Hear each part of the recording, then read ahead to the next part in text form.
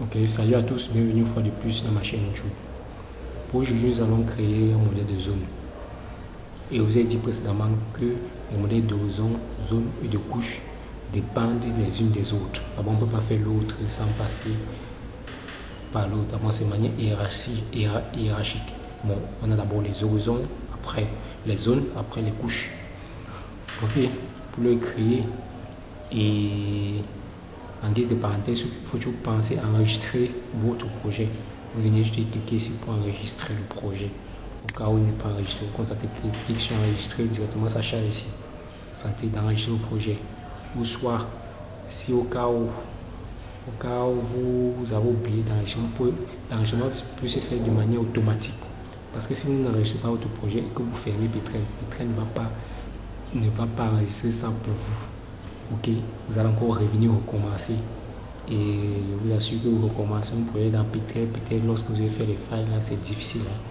Bon, soit vous allez dans file, je vous ai montré ça dans la première vidéo. Bon, c'est une projet setting. Ok, vous allez ici mi setting ici. Bon, voilà, auto save. Bon, c'est enregistrement automatique. Vous choisissez. Soit il va enregistrer pendant 15 minutes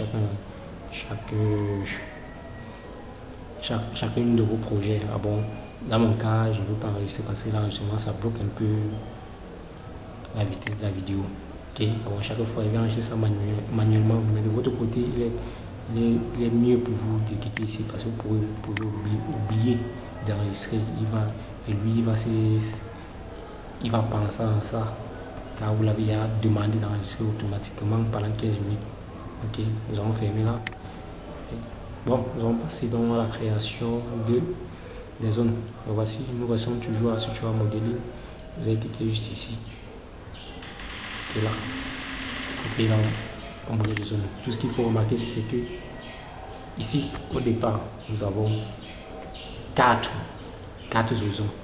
Après avoir créé un modèle de zone, d'autres horizons vont s'y ajouter ici à l'intérieur. Ok. Bon, et de même dans zone filtre ici, d'autres zones filtre ici, il y avait 3. Une fois que nous allons finir de créer, il va aussi les zones filtre vont être créées. Ok. Les zones là, on dit que ici vous allez donc savoir pourquoi il fallait créer d'abord préalable les isochores. Parce que si vous ne créez pas les isochores, vous ne pouvez pas passer cette étape-ci. Et après tout, on ne saute pas une étape. Bon, on ne peut pas traverser une étape passer à l'autre. Bon. Maintenant, le modèle de zone, comme j'ai dit, c'est le second après horizon.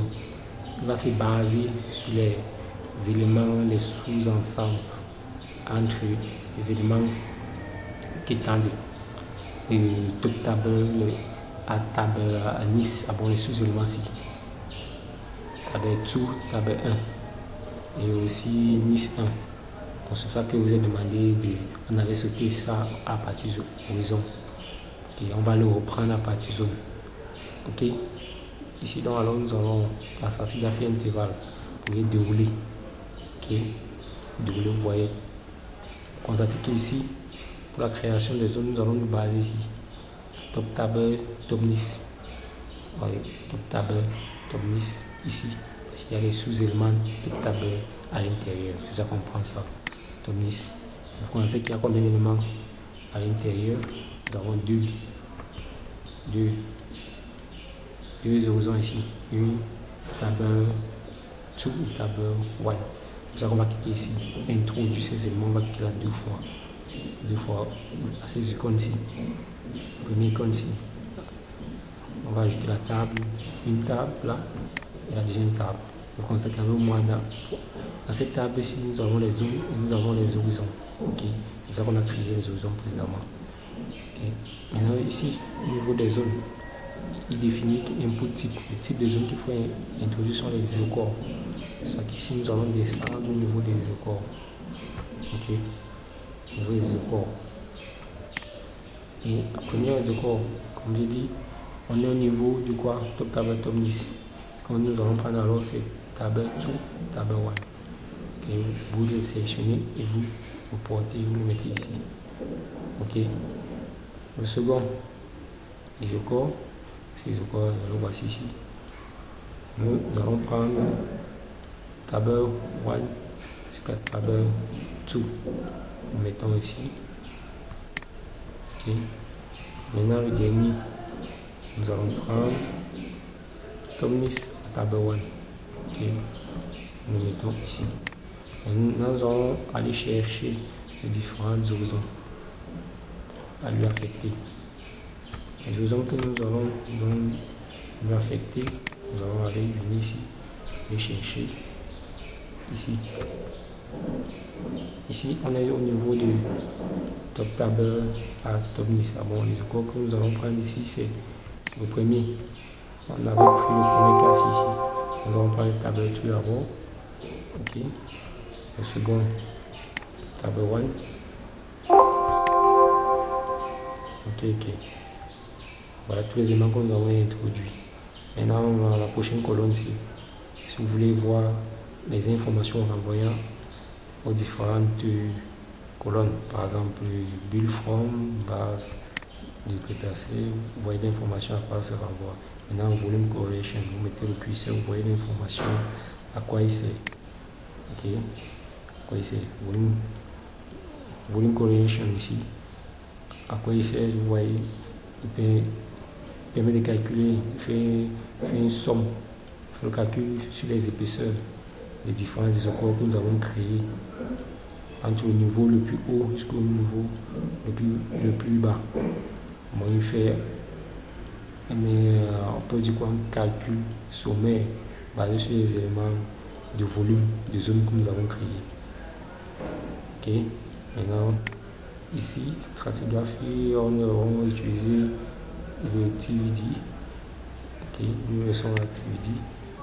Ok, on va pouvoir voir l'information à quoi renvoie la forme, la construction de ces zones en utilisant cette TVD. Ok, une fois que vous avez terminé sur cette zone-ci à créer les différentes zones, nous avons pris cet espace-ci de top tabac top 10. Une fois que c'est terminé, vous cliquez sur Apply. À construire. Ok. Et après la construction, constatez ici là qu'il y a un ajout des zones qui est décrit. On est passé de 3 à 4, qui va sur le 4e ici. Ok, et voilà ça. Au niveau des horizons, on est au niveau entre 6 horizons. On est passé de 3 à 6. Ok, maintenant nous allons dérouler et nous allons passer à top table, Tomnis, on était là, maintenant Tomnis à top actif. Ok, ici nous allons ajouter juste un seul. Ok, nous allons passer au niveau des isocores. Au niveau des isocores, ce que nous allons faire, ici le premier isocore, comme c'est Tomnis top actif, on va prendre ici Nis 1 top Nis. Ok, on va prendre c'est le premier niveau là.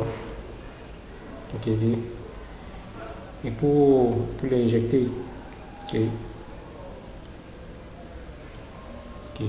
nous mettons ici, et le dernier là, c'est top actif. Et Nice 1, nous allons injecter là. Maintenant, l'horizon, nous combinons le mode, ce sera Nice 1. Nice 1, ici. Nous sommes dans cette section-ci. Cette section, on ça, Nice 1. On va le mettre ici. Okay. Setting, vous laissez tout par défaut. Bon, tout est bon. Bon, les deux intervalles qu'il fallait remplir, c'était top table, top Nice. Pourquoi? Parce qu'il y a les sous-éléments à l'intérieur. Top table 1, top table 2.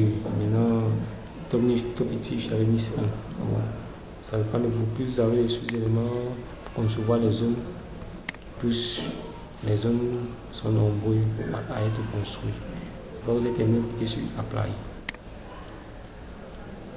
et sur OK. Ok, nous allons aller le visualiser dans la fenêtre 3D. Et pour ça, nous allons décocher tout. On décoche tout. On décoche tout. On décoche tout. Ok. Nous allons donc appeler les horizons. Première, deuxième, troisième, quatrième, cinquième, sixième, dernier, septième. Voyez, les horizons. Nous avons introduit le contournement. Tac, constatez-moi le contournement. Le voici. Il n'y a plus juste 3 découpages à l'intérieur. Il n'y a plus 3 découpages. Ok. Il n'y a plus 3 découpages à l'intérieur. Maintenant, nous avons un peu designé la couleur. On venait juste à la zone filtre ici.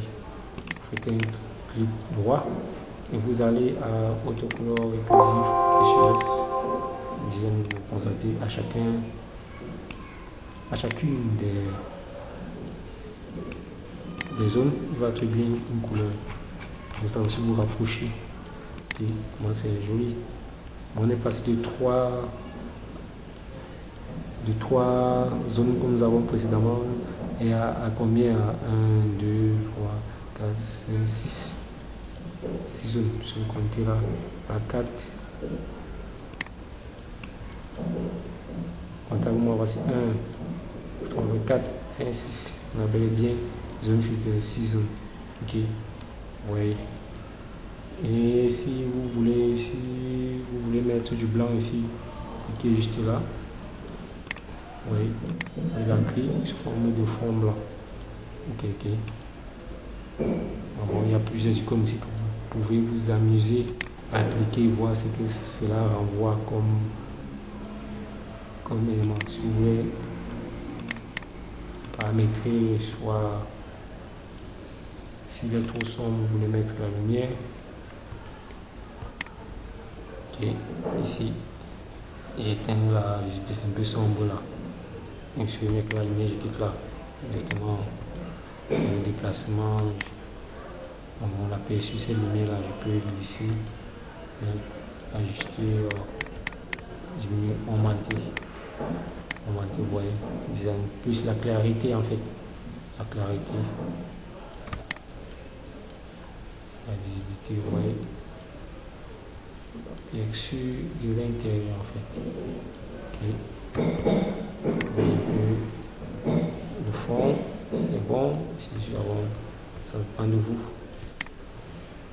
Vous cliquez là pour laisser tout pas de fond, comme c'était. Ok. Pour enlever, c'est juste comme une lampe que vous introduisez dans cette roche, une bonne visibilité. Ok. Voilà. Pour voir l'intérieur, il suffit juste d'effectuer le même processus que j'ai fait à la précédente vidéo pour voir l'intérieur de cette roche. Ok. Ici on ne peut pas encore appeler ici réservoir, parce que réservoir c'est ce que nous avons injecté le fluide à l'intérieur. Bon, c'est ça que j'appelle depuis la roche avec les différents anticlinales qui est à l'intérieur. Bon, à quoi ça ressemble le design. Ok. Bon, je pense que c'est terminé pour cette vidéo-ci. Disons-nous à la prochaine. Portez-vous bien, n'oubliez pas de liker, abonner, partager et d'apporter un don. Mettez mon lien en dessous de cette vidéo. Portez-vous bien et à la prochaine.